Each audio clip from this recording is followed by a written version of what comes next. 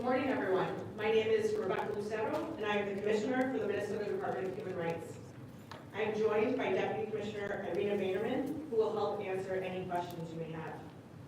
The Minnesota Department of Human Rights is the state's civil rights enforcement agency. We are charged with upholding the civil rights of Minnesotans under the Minnesota Human Rights Act. You can access the complete findings on the website at mn.gov/mdhr. So following the murder of George Floyd on May 25th, 2020, nearly 2 years ago, demands to end any discriminatory policing practices reverberated across the world. MDHR heard this message loud and clear from many community members. We heard the message loud and clear from community leaders who said that there needed to be an investigation into any unlawful discriminatory policing occurring in Minneapolis that was undermining public safety. On June 1st, 2020, we did just that. The Minnesota Department of Human Rights launched this comprehensive pattern for practice investigation into the city of Minneapolis to determine if the Minneapolis Police Department engages in a pattern or practice of race discrimination in violation of the Minnesota Human Rights Act. Now, this is a pattern or practice investigation. What does this mean? It means that this investigation is not about one individual or one incident, but whether there is a pattern within the police department of treating people of color and indigenous people differently because of their race. This means that the investigation is looking at a tremendous amount of both qualitative and quantitative data spanning from 2010 to the present. So you are not going to hear me say the names of any specific city, MPD leaders, or MPD officers. This is true throughout the findings as well, if you're looking through them. And that's because, again, this is not an investigation into a specific person or incident, but about what patterns exist and where race is the likely reason. Where we flag examples of specific incidents, and I will do so today, and they are in the findings, it is intended to be illustrative of the patterns that do exist. So today I will be providing information about what this investigation consisted of, what are the findings of this investigation, and lay out next steps, which is to negotiate a consent decree with the city. I want to start out by talking about the temporary court order that the Minnesota Department of Human Rights obtained within a week of announcing this investigation, which resulted in early and significant public safety changes in Minneapolis. One clear example was the requirement that the city implement a policy banning all chokeholds and neck restraints without exception. Another example is that at the time the court order was entered, at least 65 completed police misconduct cases were sitting on the police chief's desk awaiting review. At least 4 of those were over 200 days old. After the temporary court order was implemented, the police chief quickly moved on his backlog, and final discipline decisions are public on MPD's website for the first time. As part of the temporary court order, the city and MPD were required to make these changes directly into their policies. That ensures that they stay in effect even after this investigation ends. What has taken other cities years to implement, we did in the first week of this investigation. And that was just the first week. It's been nearly 2 years, so let me talk about what we've been doing since then and the investigation itself. The team of investigators conducted a comprehensive investigation that looked at the city of Minneapolis and the Minneapolis Police Department over the past 10 years. You'll see here ride-alongs and interviews with many MPD officers occurring in every precinct, in person, all during the height of COVID.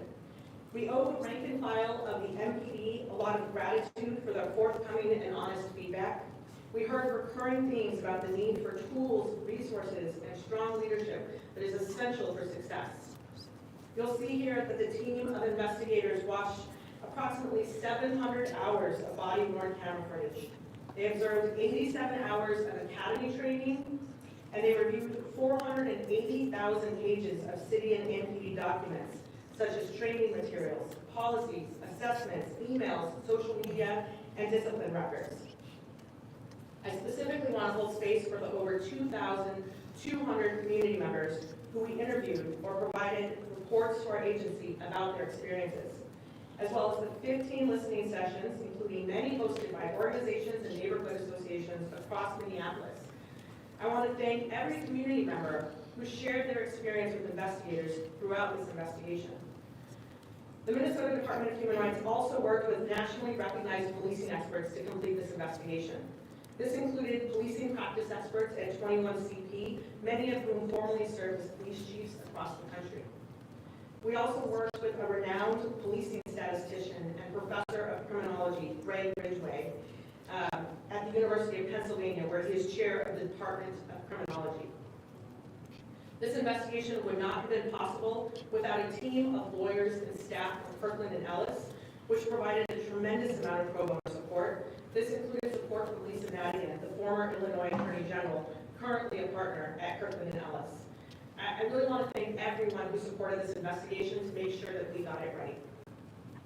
So what are the findings? After completing this extensive investigation, the Minnesota Department of Human Rights finds that the city and Minneapolis Police Department engaged in a pattern or practice of race discrimination in violation of the Minnesota Human Rights Act. Throughout this investigation, the Minnesota Department of Human Rights determined that this pattern of race-based policing is caused primarily by an organizational culture that can be described in three ways. First, flawed training, which emphasized a paramilitary approach to policing. Second, deficient accountability systems that are designed to not hold officers accountable for misconduct and therefore fail to hold officers accountable for misconduct. And lastly, former and current city and MPD leaders who have not collectively acted with the urgency, coordination, and intentionality necessary to address racial disparities in policing, to improve public safety, and increase community trust. I will come back to each of these with more detail later in the presentation. But let me move on now to discuss where we find this pattern or practice of race discrimination. We found a pattern or practice of race discrimination first in racial disparities, in how MPD officers use force and conduct traffic stops against people of color, particularly Black community members, compared to white community members in similar circumstances. We found a pattern of race discrimination and race-based policing in how MPD officers use covert social media to surveil or falsely engage with Black leaders, Black organizations, and government officials unrelated to criminal activity. We also see MPD's officers' consistent use of racist, misogynistic, and otherwise disrespectful language. Let's start by digging into this first one, racial disparities in how MPD officers use force and conduct traffic stops against people of color, particularly Black community members. In the investigation, the Minnesota Department of Human Rights looks at when MPD officers use force. Now, every police department uses force, but officers should not use more severe force against Black people. In fact, it's discriminatory and unlawful to do so. And our findings show that in Minneapolis, MPD officers use more severe force against Black people than white people do in similar circumstances. And we specifically look at neck restraints and chemical irritants when we looked at use of force. And here we found MPD officers are more likely to use neck restraints against Black community members compared to white community members in similar circumstances. We also found that MPD officers are more likely to use chemical irritants against Black community members compared to white community members in similar circumstances. Next, we looked at traffic stops. And we analyzed traffic stops because they are one of the most common ways that MPD officers and community members interact. And if you were pulled over by an MPD officer from January of 2017 through 2020, then your stop is reflected in this data around traffic stops. Here we found that MPD officers are more likely to stop vehicles with people of color and Indigenous individuals, and they treat Black and white individuals differently once they have pulled someone over. So let's start by looking at the decision to make the stop itself. MPD's data shows that MPD officers are more likely to stop a car with people of color and Indigenous community members when their race is visible during daylight hours compared to when it is dark outside. Okay, so why is this important? Why does it matter that if you look at daylight versus night. It matters because during daylight hours, it is more possible to see someone's race or ethnicity. So when an MPD officer has the potential to see the race of the people in the car, because it's daylight, they are more likely to choose to stop a car that has a person of color or an indigenous community member in it, compared to when it is dark outside and the race of the people in the vehicle is less visible. Now, importantly, this racial disparity in traffic stops exists across Minneapolis. It's not the result of traffic enforcement practices in a single precinct. So none of this can be explained or excused away by one precinct. Let's look next at what happens after an officer decides to stop a vehicle.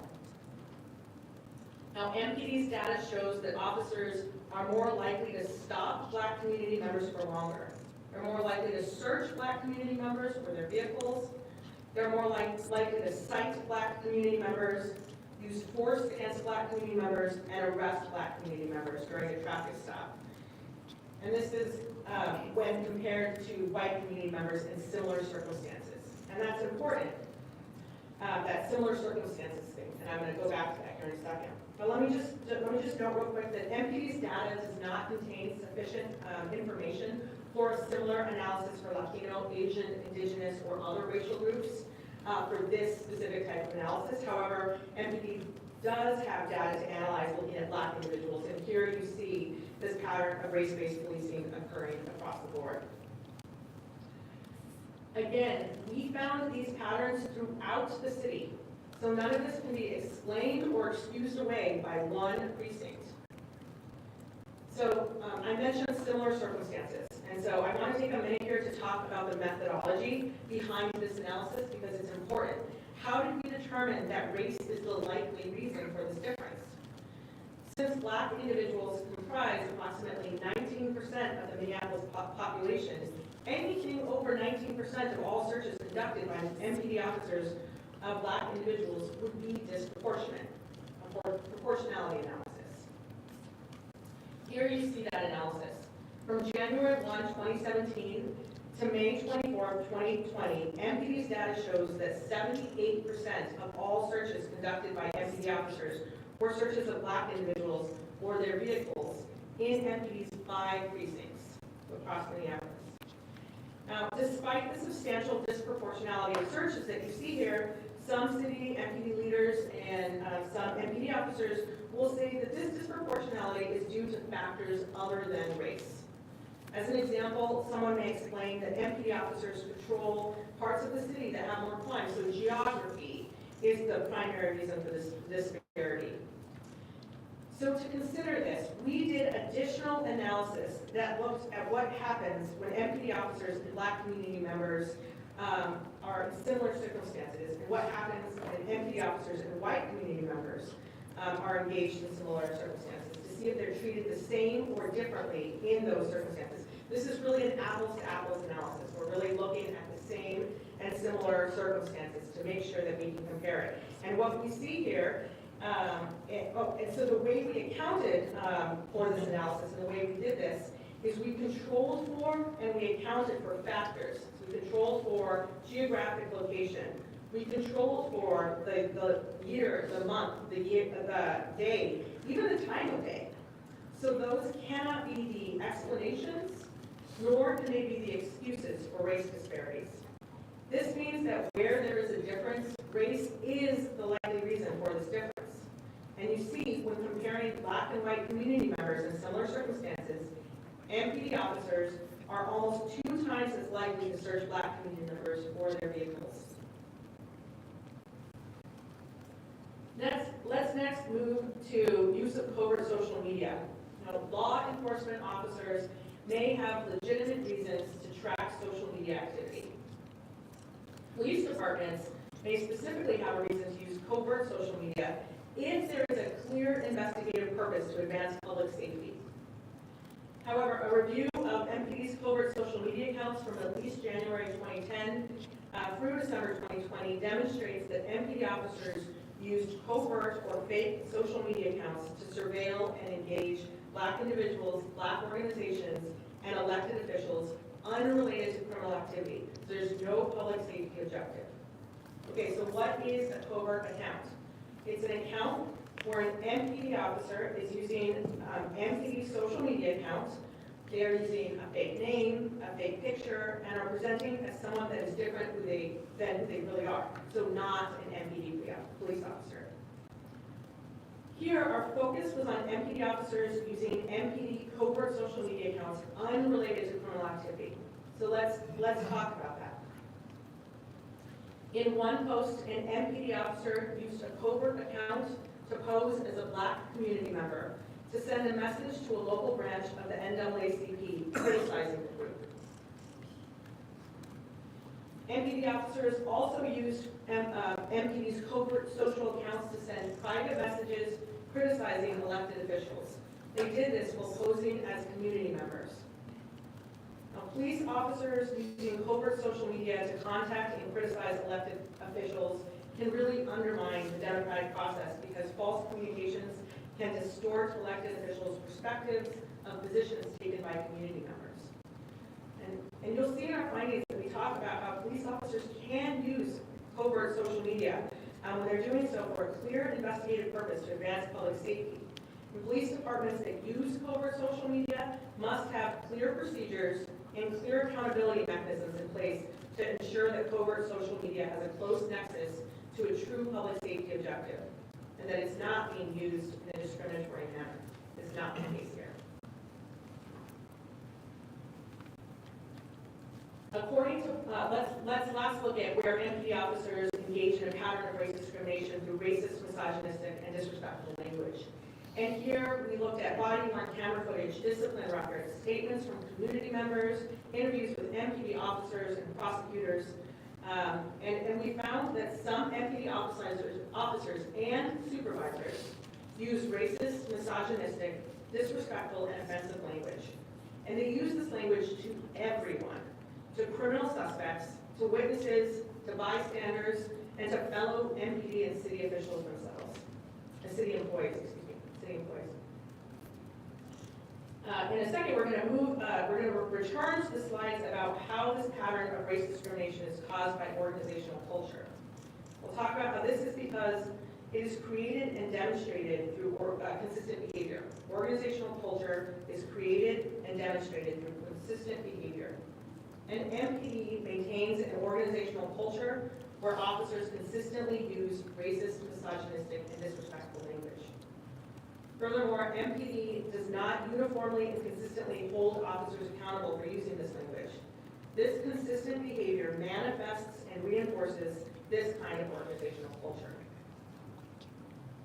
So let's go back to the slide here that talked about this pattern of race-based policing being caused by an organizational culture, and start with trainings.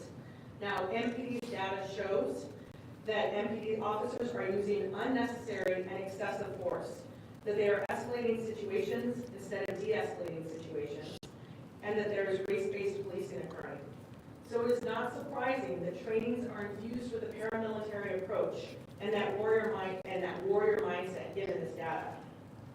Now, although the city formally banned official warrior-style training in 2019, much of MPD's current trainings continue to embed this warrior mindset in its officers.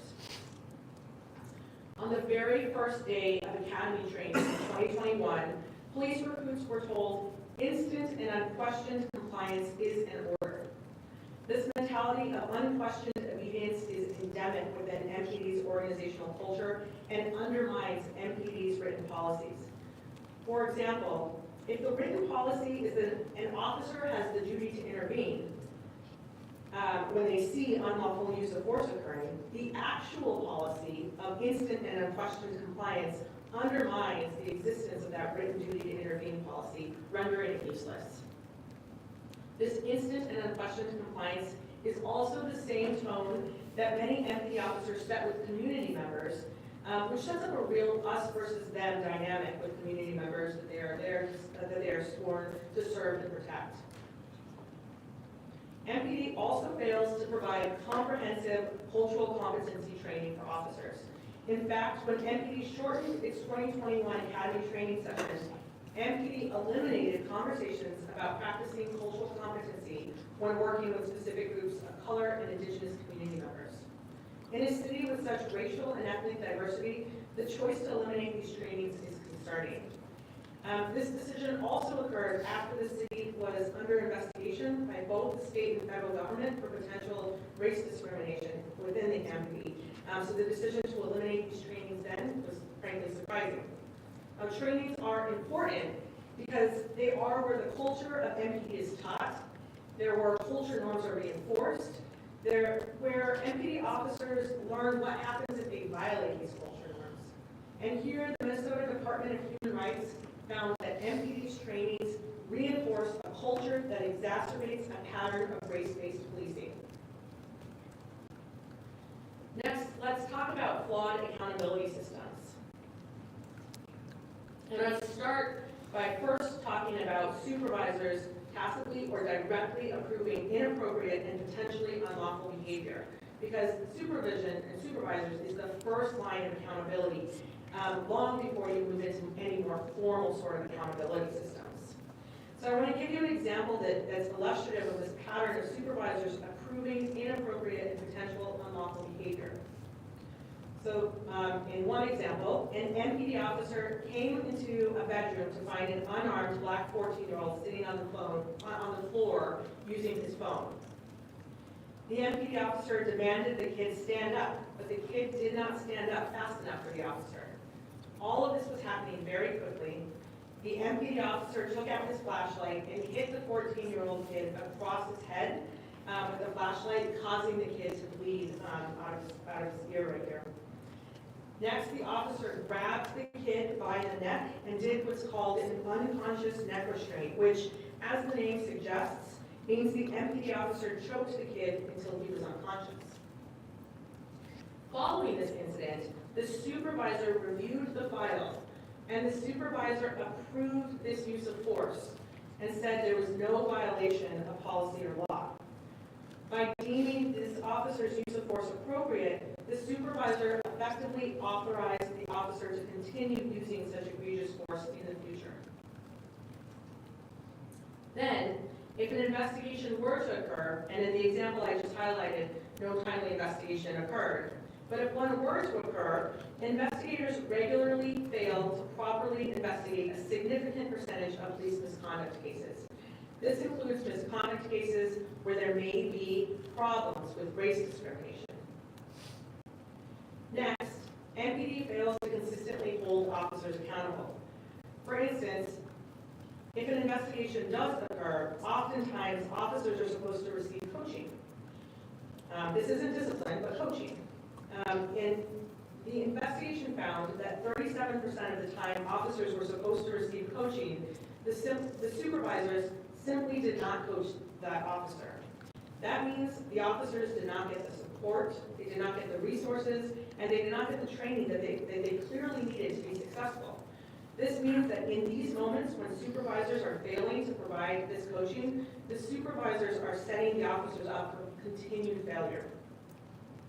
Finally, when discipline decisions go to arbitration, and it's rare, it's a little bit over 20 in the last 10 years for discipline decisions, they are often reduced to preventable factors within the city and MPD's control. One arbitration case particularly demonstrates how factors within the city and MPD's control impact arbitration outcomes. In a case from 2019, an arbitrator reduced a termination decision to an 80-hour suspension.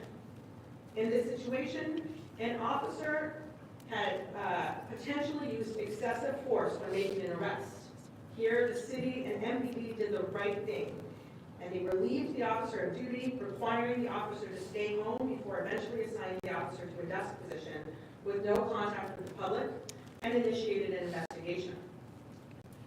The investigation resulted in a recommended finding that the officer had, in fact, used excessive force.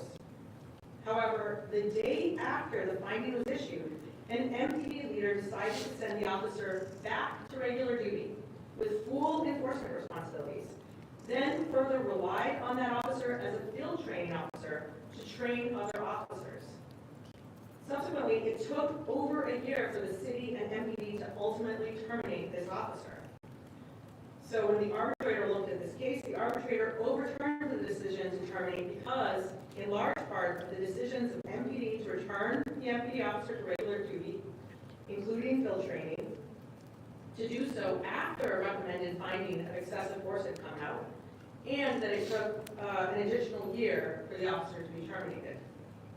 This example highlights the factors that are fully within the control and of the city and MPD to prevent reduction in arbitrations.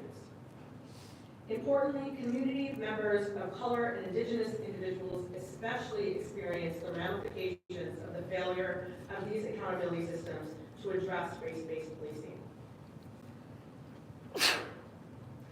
Lastly, let's talk about this pattern of race-based policing being caused by an organizational culture, lack of collective action by city and MPD leadership. Now, another way we can understand culture is by looking at leadership and seeing what they say and what they do. As a result of a lack of coordinated and sustained action to address racial disparities in policing, city and MPD leaders throughout at least the past decade have allowed MPD to maintain an organizational culture that demands unquestionable compliance, emboldens aggressive escalation, and is adverse to accountability. Leadership is critical. Leadership is critical to bringing about organizational change and address race-based policing. Throughout our investigation, former and current city and MPD leaders all acknowledged that there is a problem with MPD's organizational culture and that they knew that it was resulting in racial disparities. And yet, over the 10 years that our investigation looked at, let me clarify, over the 10 years that our investigation looked at, there certainly have been instances where both city and MPD leaders have acted. For instance, Minneapolis banned warrior-style training. That's something that I mentioned earlier in this presentation. Yet, in some cases where city and MPD leaders attempted to implement change, current and former city and MPD leaders have not collectively acted with the necessary urgency, coordination, and intentionality that is required to create and maintain a strong public safety system, which includes eliminating discriminatory policing. Furthermore, in some cases where city and MPD leaders attempted to make changes, those attempted changes were eroded by city and MPD leaders providing inaccurate or misleading information to the public. When city and MPD leaders provide inaccurate or confusing information, it sows distrust, it amplifies that confusion, and it undermines meaningful attempts at change. So leadership is critical. And our investigation identified that there has been a vacuum of collective action, of collective sustained action from key city and MPD leaders. And the organizational culture at MPD has existed unchecked, resulting in unlawful discriminatory policing. It undermines public safety, and it's been going on for at least the past decade. This brings me to the last finding that you'll see on page 8 of the determination, if you're following along. And this is that the investigation finds that without fundamental organizational culture change, reforming MPD's policies, procedures, and trainings will be meaningless. This is a big statement, but I think it speaks to the scope of the challenge that lies ahead. So let's discuss what's next. So this process does not start and it does not end with these findings.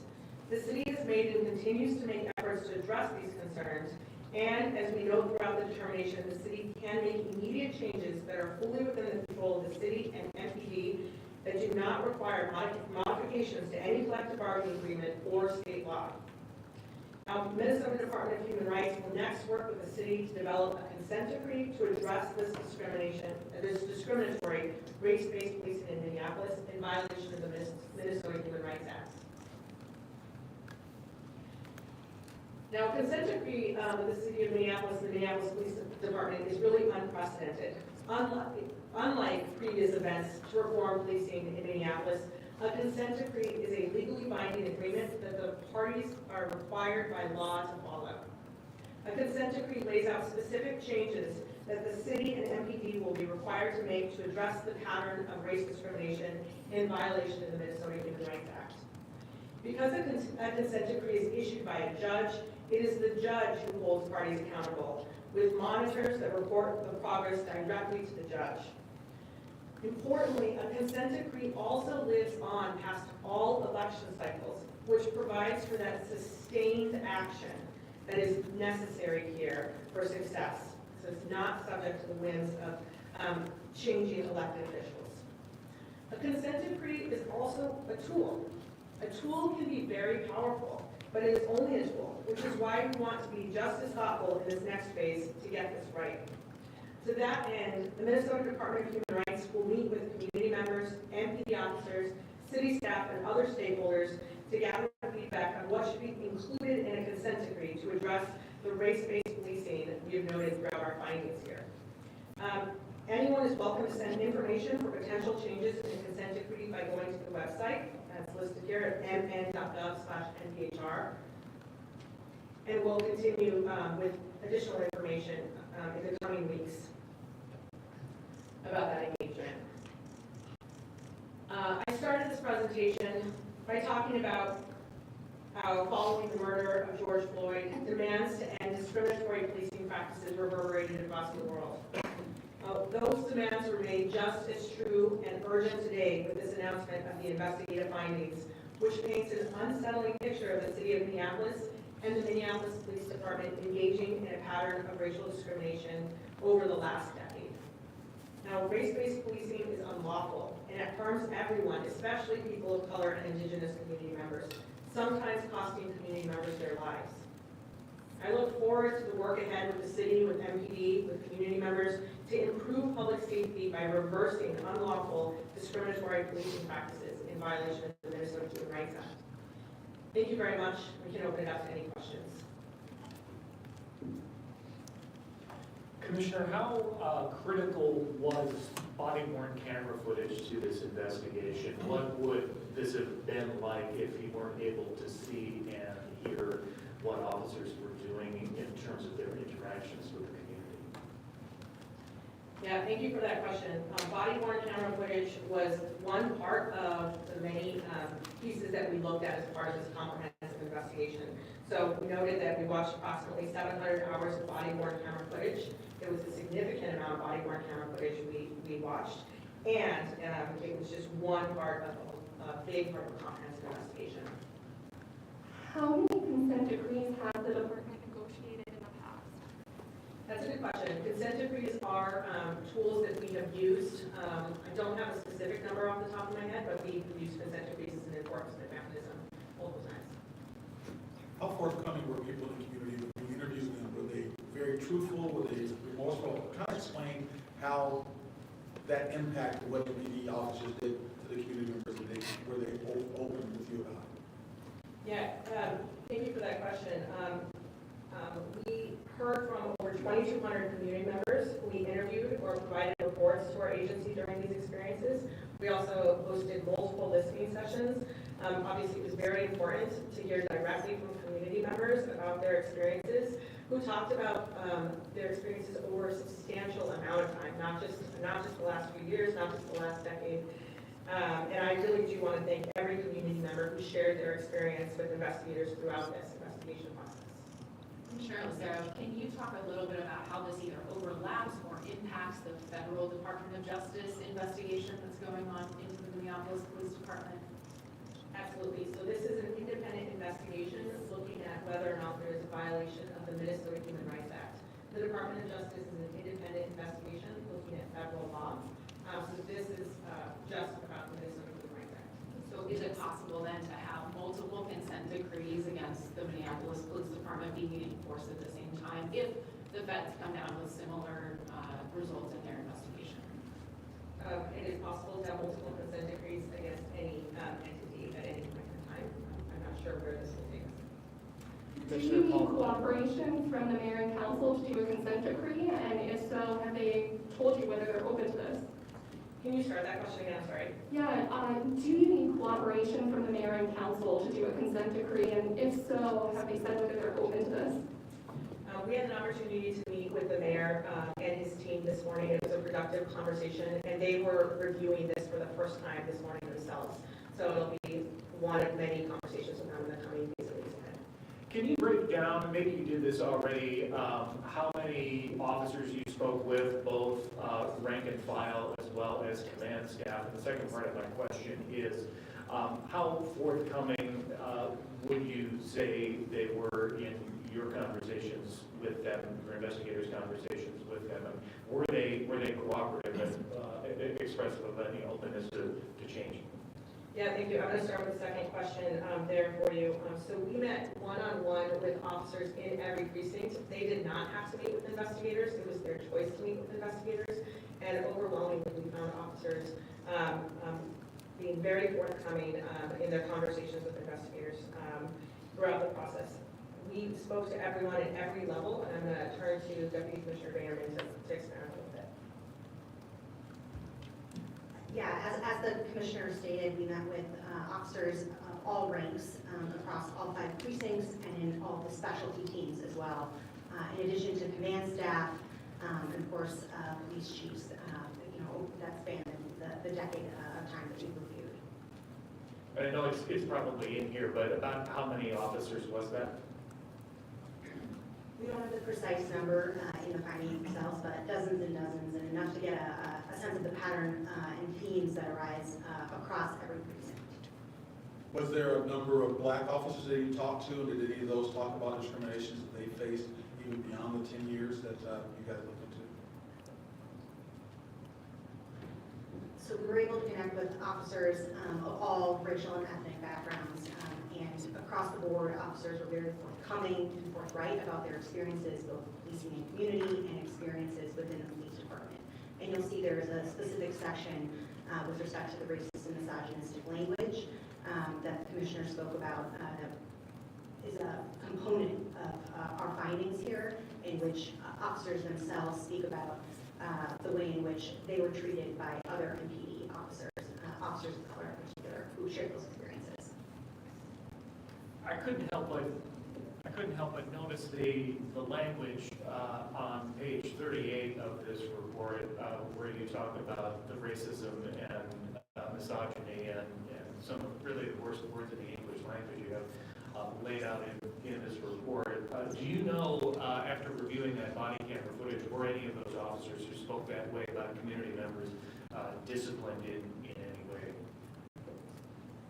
Thank you for that question. So one of the things that we clarify is that officers are inconsistently disciplined for this kind of language, with racist, misogynistic, and disrespectful language. And with that inconsistency leads to this kind of culture where this is manifested and reinforced in many ways. But I think that this language is just a piece of an indication of a much bigger pattern for the systems that are going on here that would allow this to happen. Can I just jump in here? Paul Blue with Fox, and I appreciate you taking our questions today. First, about leadership. I know you met with the mayor's office. It might be a little too political for you to answer specifically, but that department is currently being run, correct, by an interim chief that's come up through the ranks. Do you have confidence that the leadership is in place to make the changes that the Department of Human Rights feels are necessary? And then on top of that, a second question would just be, in the aftermath of George Floyd, right, that department has been ravaged by the losses of huge numbers of police officers. I'm just wondering if you feel their hands are tied right now in terms of staffing, in terms of discipline. How can they make some of these changes when they can basically only play the cards they're dealt? And right now, those cards are light in numbers. Thank you. So to your first question, it took a lot of people to get to this place over a lot of period of time. It's going to take a lot of work by a lot of people to get out of this. And so it's not about one person that we're going to need to get out of this. This is an opportunity, though, as we're looking for a new police chief, to see this kind of, to look for this kind of leadership that's really necessary to provide that sustained oversight. To your second question, we absolutely can do this, and we must do this. And I think that that is why a consent decree to move forward on this provides that kind of structure that's necessary, because it provides clear guidelines and accountability structures throughout over time to make sure that it happens and that it doesn't get lost as election cycles move us forward. Commissioner Lucero, many times reports like this focus so much on the data gathering.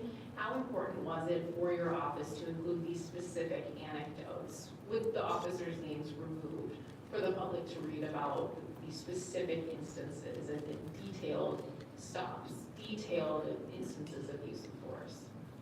Yeah, thank you for the question. The data is really important. It tells a story, and we've talked through how we made the decision, or we went through that to determine that race is the likely reason for these differences. Where we provide examples, it's illustrative of where that data exists, so it brings that data to life in many ways. Were you able to determine how many of the officers who engaged in problematic behavior are still employed by MPD versus how many might have left the department for various reasons? Yeah, thank you for that. So our investigation was really focused on whether or not there was a pattern or practice of race discrimination over time. And so our findings showed that there are. It wasn't about any specific officer, so we don't have any information for you about any specific officer being there or not being there. Can you speak to any of the timeline here and when some of these changes might need to be made and any immediate next steps that can be put in place? Sure, thank you very much. So when it comes to the next steps that we're talking about, negotiating a consent decree because there's violations of the Minnesota Human Rights Act, we obviously want to work with urgency because this is something that is very important to the citizens of Minneapolis. And we want to make sure we get it right. So we want to take our time to be talking to community members and PD officers. We are working with 21 CP, who are a lot of former police chiefs. We'll be meeting with MPD officers directly. We're also working with Minnesota Justice Research Center that will be putting together and is putting together a comprehensive community engagement process. And so we want to get that part done, and then we'll be working with the city to negotiate the consent decree in violation of the Minnesota Human Rights Act. On that note, what sort of resources, ongoing resources from the State Department of Human Rights are going to be part of this consent decree? The independent monitor you mentioned, is that a state staff or is that someone completely outside of it? And does your office have the capacity to continue this long term? Thank you for that. So the consent decree process, I'm going to turn to Irina Baderman, to talk through a little more.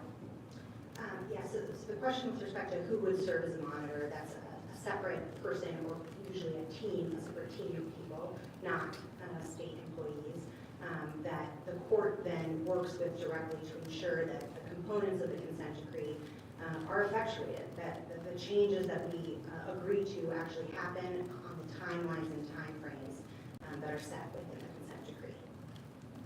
So that would be then, so that would be then a contract essentially, like the state would enter a contract with that independent monitor? It's different. This gets a little bit wonky on the legal side, but it's not necessarily a contract because the monitors work directly with the court and report directly to the court, and the parties, both the state and the city of Minneapolis, would be working directly with that monitor as well. And they then would they be financially, who's I guess financially on the hook for the oversight? So the way in which monitors work in jurisdictions across the country is that the city would be responsible for paying for the cost of the monitors. And how long do you envision this consent decree being in place? Any idea at this point? Yeah, that's a good question. As we talked about, there's some real need for some organizational change. That does not happen overnight. It's not as easy as a policy fix. So we want to make sure we get it done correctly. So as long as it takes to do it right. You said that there were some black elected officials targeted by police using fake social media accounts. Can you say who those were? And not any other elected, well, they were targeting black elected officials? Thank you for that question to allow me to clarify that the statement was that they were targeting elected officials, period. We did not identify the race of those elected officials. And we're not providing any specific names of those elected officials. And have any of the officers, to your knowledge, been disciplined as a result of this investigation or put on leave? You don't have to get into specific names, but. So this was an investigation looking at the pattern of practice, so we weren't looking at any individual, any specific individual to track through, so I don't have that information for you this time. If you were to pinpoint just a few areas, I mean, we hear the union's the problem, the the state needs to change laws, the council needs to do this, then, there's always a roadblock, it seems. What would you identify as the crux of the problem with the Minneapolis Police Department? If you could distill it down. Sure. Sure. Well, I think that I distilled it down nicely on those slides for you that talked about the pattern is caused by an organizational culture of flawed training, deficient accountability systems, and a lack of collective action by city and MPD leadership. But what I want to stress is that all of these are fully within the control of the city and MPD and don't require any change to state, federal law, or collective bargaining agreements, and we lay that out throughout the findings. These results are coming out while Minneapolis is debating whether to create a new safety agency and whether MPD should be part of that. Is your office taking a stance on that issue? And do you see these findings in any way swaying that debate? Yeah, thank you for that question.